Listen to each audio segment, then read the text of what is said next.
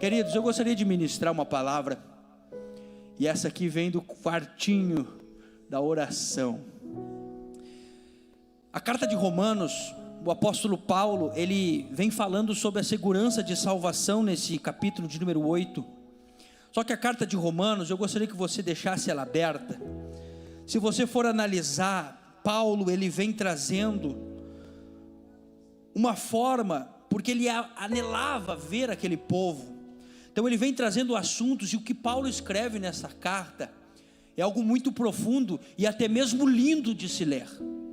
Paulo, ele traz declarações que estão dentro dos nossos hinos, os hinos mais belos, mais bonitos. Muitas vezes existem trechos desses louvores que vêm desta carta, desse livro aqui de Romanos. E ele inicia fazendo aquela saudação, e ele inicia se justificando com um texto lindo, dizendo: porque eu não me envergonho do Evangelho. Está lá no capítulo 1, versículo 16. E ele vem falando sobre o poder de Deus, ele vem falando sobre a forma como que Deus age, ele vem falando que o justo vive pela fé, ele vem falando sobre a maneira com que Deus age na graça. O irmão leu aqui o capítulo de número 5, no capítulo de número 4 fala sobre Abraão, que foi justificado pela fé. No capítulo 5, fala-se sobre a justificação pela fé e a paz com Deus, aonde superabundou o pecado, superabundou a graça de Deus. Ele traz versículos lindos, mas quando ele chega no capítulo 8, Paulo então ele começa falando sobre a segurança da salvação de todos nós. E essa segurança de salvação ele começa dizendo no primeiro versículo do capítulo 8, que nenhuma condenação há para os que estão em Cristo Jesus. Cristo nos salvou.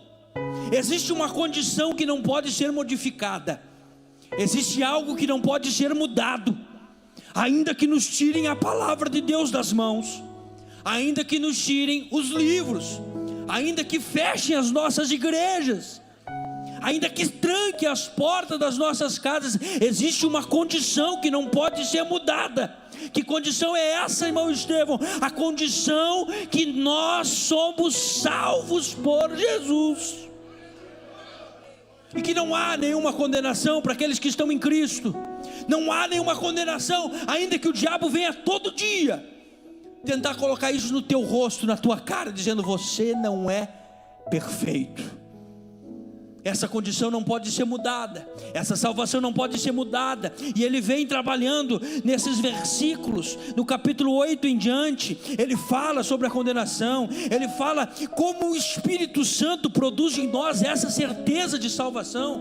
Está lá no versículo 9, ele fala que o Espírito Santo habita em nós. No versículo 16, Paulo está dizendo que o mesmo Espírito, ele testifica com o nosso espírito. No versículo 26, ele está dizendo que o Espírito Santo nos dá assistência em momentos de fraqueza. Oh, glória a Deus. Sabe o que ele está dizendo através desta palavra? Que o Espírito Santo ele vai até nós nos momentos mais difíceis das nossas vidas, e está lá nos consolando, nos ajudando, nos fortalecendo. É por isso que a palavra do Senhor pode dizer o seguinte: que um pai pode abandonar um filho, que um amigo pode nos trair, que uma pessoa pode nos abandonar, uma pessoa pode bater nas tuas costas hoje, mas às vezes são as primeiras a pisar quando você está prestes a cair. Mas o Espírito Santo de Deus nos dá assistência nas nossas fraquezas, porque não existe amigo melhor. Ele é o nosso amigo, Ele está conosco quando você está lá numa crise psicológica, uma crise emocional, uma crise financeira, uma crise familiar. O Espírito Santo está lá. Ele fala no versículo 26 que o Espírito Santo também intercede por nós com gemidos. Muitas vezes nós não sabemos orar como deveríamos, irmão. Muitas vezes nós não sabemos pedir como deveríamos, mas o Espírito Santo pega a nossa oraçãozinha simples, humilde, às vezes até errada, porque a gente não sabe orar, a gente não sabe se expressar, mas Ele pega o que a gente quer dizer e leva até o Pai, e Ele intercede por nós com gemidos inexprimíveis. Está lá no versículo 26, e ele encerra esse assunto com os versículos mais elevados da carta. Sabe, irmão, esses versículos que nós lemos é como se a banda que aqui louvou o Senhor, com muita propriedade, com muita unção de Deus, chegasse ao maior nível da nota, da voz, da elevação. É o que Paulo faz nos últimos versículos do capítulo 8 de Romanos. Ele eleva até o último tom. E ele começa a dizer: são essas que Paulo está dizendo: se Deus é por nós, quem será contra nós? Está lá dizendo: e sabemos que todas as coisas contribuem para o bem daqueles que amam a Deus, daqueles que são chamados por seu decreto. Olha o que diz no versículo 29: por os que antes conheceu também os predestinou para serem conforme a imagem de seu Filho, a fim de que ele seja o primogênito entre muitos. E aos que predestinou, a estes também os chamou, e aos que chamou, a esses também os justificou, e ao que justificou, a esses também glorificou. Oh, glória a Deus! Paulo, ele demonstra a grandeza de Deus. Paulo, ele demonstra que Deus no passado nos conheceu. Deus no passado andou com este povo. Deus no passado andou com os mártires da igreja. Deus no passado andou com os apóstolos. Deus no passado andou com os profetas. Ele nos conheceu, Ele nos amou como Salvador. Ele fala também que Ele nos predestinou para sermos como a imagem de seu Filho.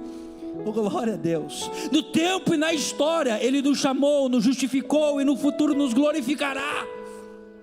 E aí ele entra no versículo 31: que diremos, pois, estas coisas?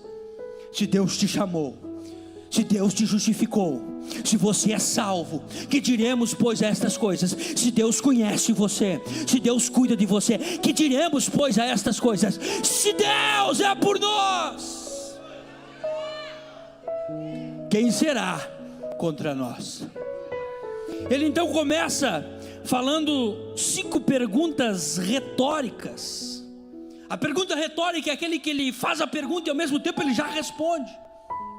E a primeira é essa pergunta: se Deus é por nós, quem será contra nós? Paulo estava querendo dizer o seguinte: se Deus estiver do nosso lado,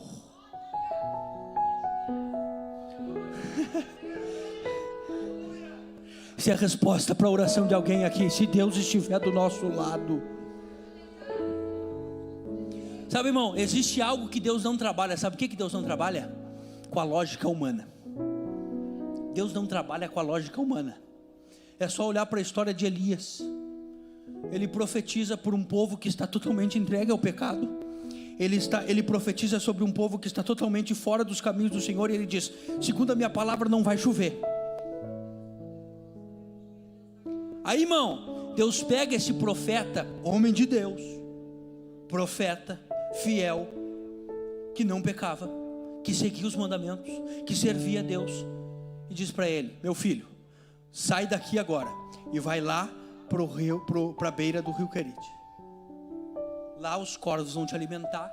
Ele pega e coloca Elias num lugar, irmão, que a lógica humana contraria. Está entendendo? A lógica humana contraria. Era para ele exaltar Elias. Não, ele não exalta. Ele pega aquele homem e coloca ele num lugar selvagem, isolado e longe de todo mundo. Deus, ele não trabalha com a lógica humana.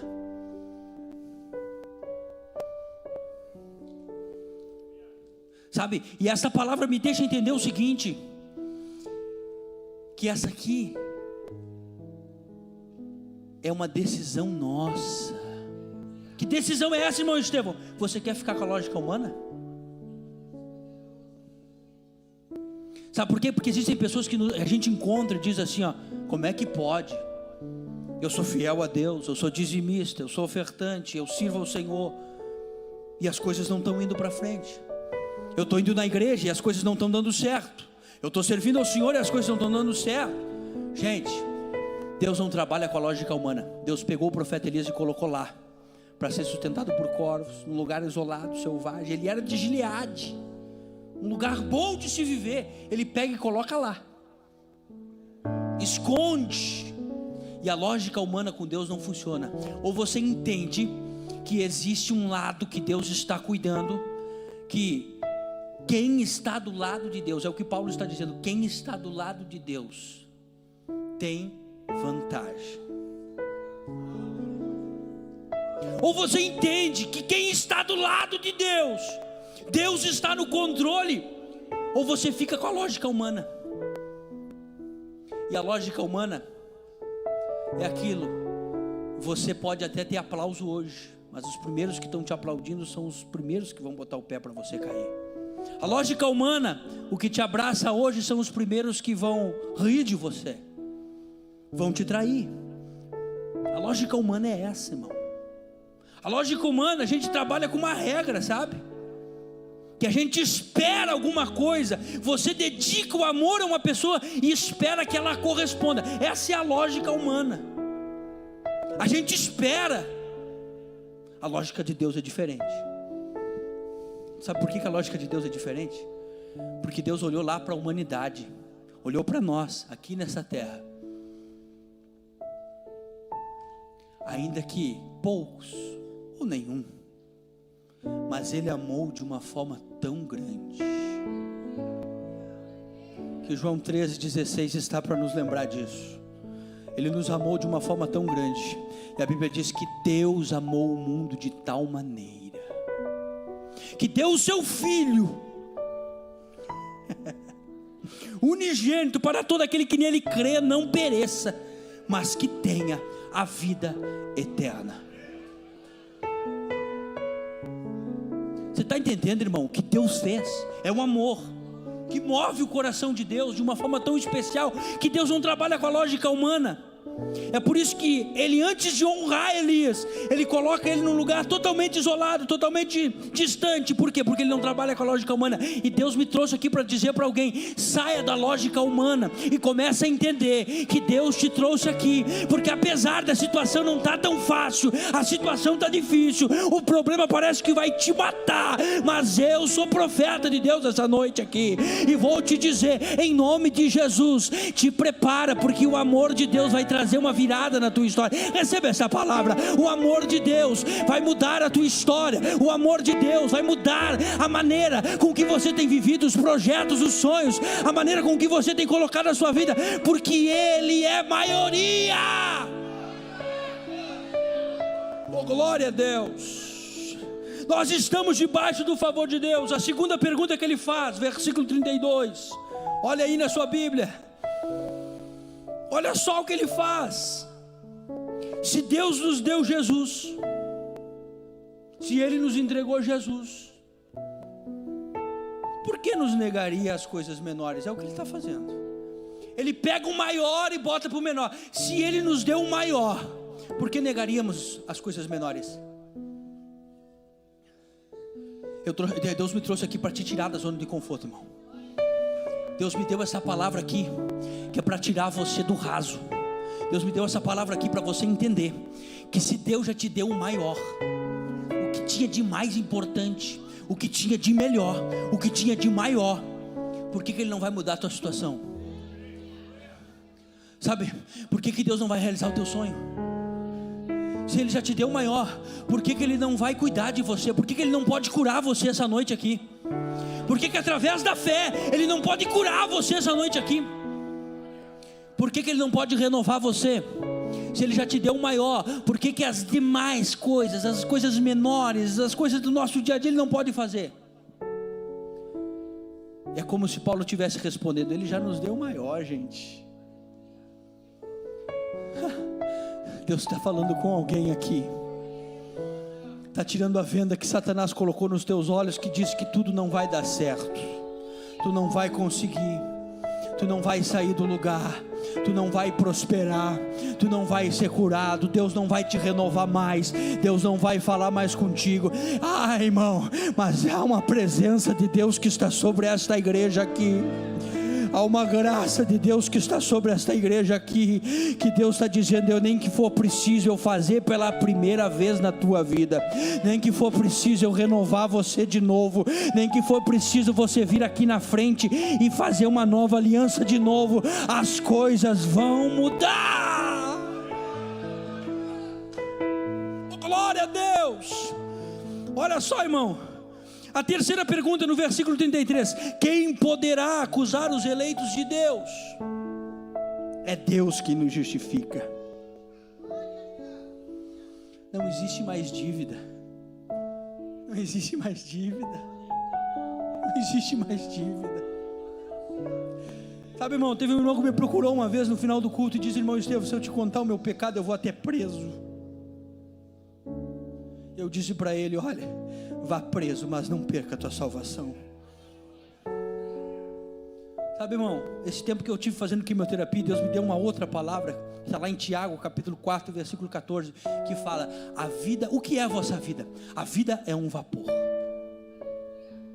que aparece e daqui a pouco desvanece. Sabe, irmão, a vida é assim, ó. Nós todos os dias passamos o limite da vida, e a palavra do Senhor diz o seguinte: que nós só temos essa vida para escolher se nós vamos ter uma eternidade com Deus ou uma eternidade sem Deus. É só aqui, não tem outra vida. Não existe outra vida. A vida é essa, sabe? E a nossa dívida está paga. Nós não devemos mais nada. Nós não éramos merecedores dessa dívida paga. Se nós for olhar para a nossa vida, para os nossos pecados, para aquilo que nós pecamos, para aquilo que nós fizemos, aquilo que está lá atrás, e Deus está falando com alguém aqui: deixa o passado para trás, já foi. Deixa o passado para trás. Deixa o passado para trás. Olha para o futuro, mas não olha tanto para o futuro não. Sabe por quê? Porque o futuro trabalha a esperança. Sabe o que é esperança? A gente crê que vai acontecer dias melhores, a gente acredita que pode, a gente acredita que vai mudar. Mas quando nós falamos do hoje, quando nós falamos do agora, nós trabalhamos com a fé. E sabe o que a palavra do Senhor diz? Se tiveres fé como o tamanho de um grão de mostarda. Oh, glória a Deus. Se você tiver fé nesta noite, você dirá um monte: se mova daqui, vá para lá.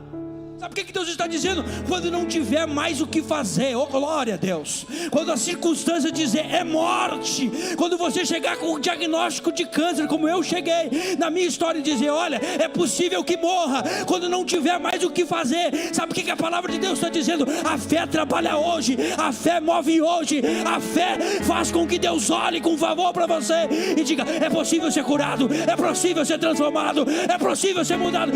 Receba essa graça, receba essa unção, receba esta presença, receba.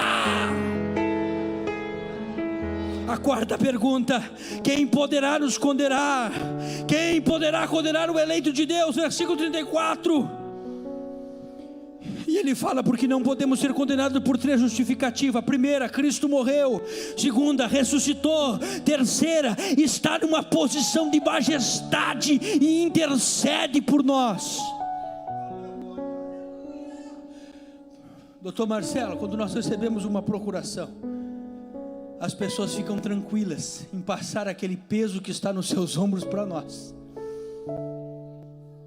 Irmão, e nós vamos lá e intercedemos pelas pessoas. Se você ficar tranquilo de colocar a tua vida na mão de um advogado, na mão de um médico, imagina você saber que existe um Senhor, que não é qualquer Senhor. Ele tem aqui, ó, ele tem aqui as marcas de quem pagou a dívida. Sabe, o diabo apresenta uma listinha todo dia. Vou conjecturar isso aqui. O diabo apresenta uma listinha todo dia dos teus pecados para Deus. Deus, com a sua justiça, te condena. É morte. Aí chega o advogado, chega aquele que intercede. E quem sabe Jesus grita do lado do trono de Deus, e grita: Pai! E levanta a sua mão. Não precisa dizer mais nada, a marca está na mão. A dívida já foi paga. Você pode glorificar a Ele nesta noite, porque a dívida já foi paga e foi por amor. Oh, glória a Deus, já estou terminando. A quinta pergunta: quem nos separará do amor de Cristo? Versículo 35. E nessa pergunta, todas as outras perguntas entram num conjunto: a tribulação, a angústia, a perseguição, ou a fome, a nudez, ou a espada. Como está escrito: por amor de ti somos entregues à morte todo dia. Mas em todas essas coisas, versículo 37, nós somos mais do que vencedores, porque nem a morte, oh glória a Deus, nem a vida, nem os anjos, nem os principados, nem as potestades, nem o porvir, nem o presente, nem a altura, nem a profundidade, nem alguma outra criatura nos poderá separar do quê? Você sabe o que diz aí do quê? O que diz aí na tua Bíblia? Não poderá nos separar do quê? O amor que não pede nada em troca. Oh, glória a Deus. Não poderá nos separar do amor de Deus.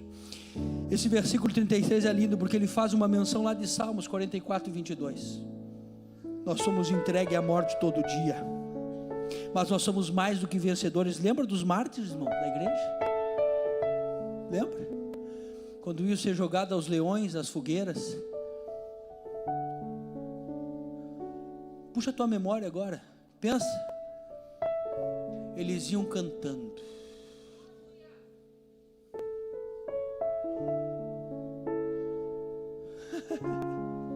Sabe por quê? Porque não era uma fogueira que poderia separar do amor de Cristo. Segurança de salvação. Os mártires da igreja, quando iam ser jogados aos leões, não era sofrimento momentâneo que ia os separar do amor de Deus. Sabe o que nós vamos lembrar agora dos nossos missionários? Estão lá nos países: Coreia do Norte, Somália, Líbia, Nigéria, Paquistão, Irão, Afeganistão, no Sudão. Gente, eu glorificava a Deus pela vida desse jovem aqui, porque ele dizia assim: ó, você glorifica a Deus, pelo amor de Deus. Nesses lugares, se pegar alguém com a Bíblia na mão, se pegar alguém falando, glorificando, já era, irmão. E eles vão para a morte, sabe como? Cantando: se Cristo comigo vai, eu irei, e não temerei, com gozo irei, comigo vai. É grato servir a Jesus,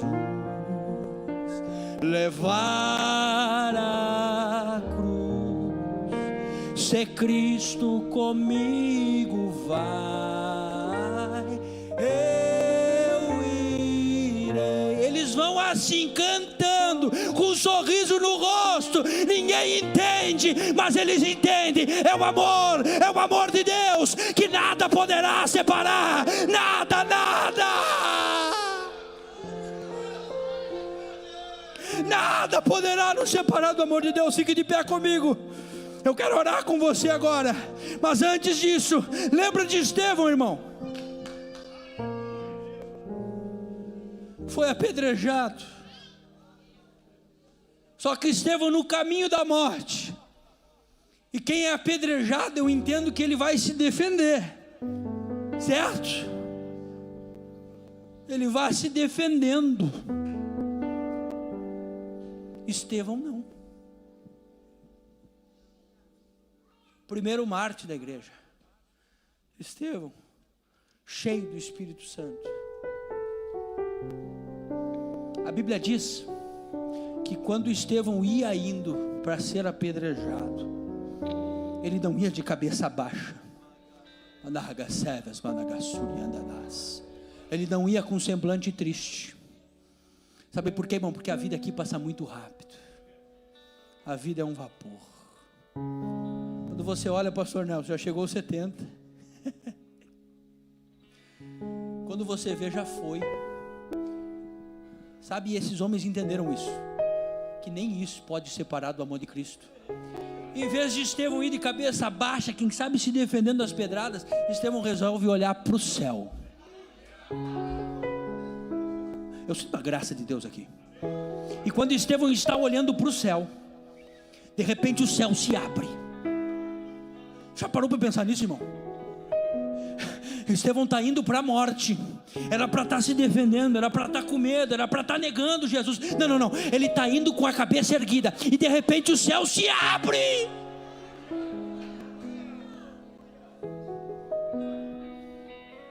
E ele enxerga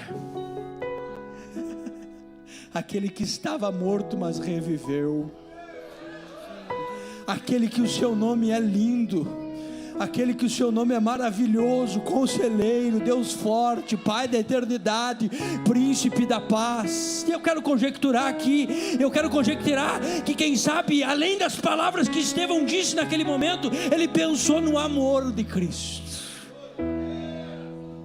Foi por amor, gente, foi por amor. E ele enxerga os céus abertos.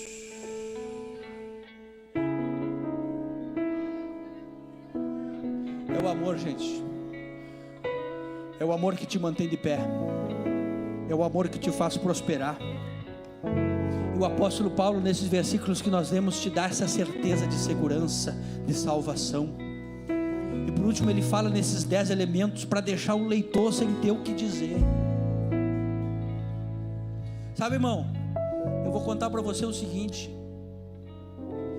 Nos dias que eu estava lá naquele quarto junto com meu pai, e eu me lembrava dele com seus cabelinhos pretos, eu olhava e dizia assim: meu Deus, a vida passou tão rápido. E ele estava lá, ó, do meu lado, com a cabecinha já careca, o ladinho todo branco ali, ó. Passou, irmã Diamantina. Eu dizia: Senhor, que eu perca tudo, que eu não tenha mais nada. Agora a única coisa que eu te peço, Senhor, por gentileza, me leva 24 horas antes de eu perder minha salvação. Se correr o risco de 1 milímetro de eu perder minha salvação, me leva. Sabe, irmão, quando a gente entende isso, Deus vira o quadro da história. Quando nós entendemos que é Ele que faz, não é nós, não é do nosso jeito, não é da nossa maneira, não é da nossa forma de agir, é Ele que faz, irmão. Se Ele quiser curar, Ele cura. Se Ele não quiser curar, Ele não cura. Se Ele quiser mudar a tua vida, Ele vira a tua vida de cabeça para baixo, Ele transforma. Mas é Ele, é Ele, é Ele, é Ele, é Ele, é Ele. É só Ele, a glória é dele. Ele não divide com ninguém, Ele não divide com pregador, Ele não divide com pastor, Ele não divide com cantor. Não, a glória é dele, a honra é dele, o amor é dele, o poder é dele, a majestade é dele.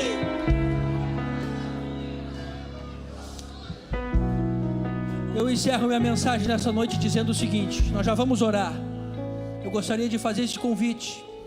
Irmão, essa mensagem que eu preguei aqui é uma segurança de salvação para quem já é salvo. Para quem já é salvo. Mas eu não posso sair daqui sem pelo menos oportunizar você. Quem sabe você está nos visitando. Quem sabe você ainda não entregou a sua vida a Jesus. Mas você ouviu essa palavra e você quer sair com essa segurança de salvação na tua vida. Quem sabe você está parado nos caminhos do Senhor. E você ouviu esta palavra e você não pode sair por aquela porta sem ter essa segurança de salvação na sua vida. Eu gostaria de convidar você: sai do teu lugar agora, onde você está, seja com quem for, sai do teu lugar agora, vem aqui na frente que eu quero orar por você.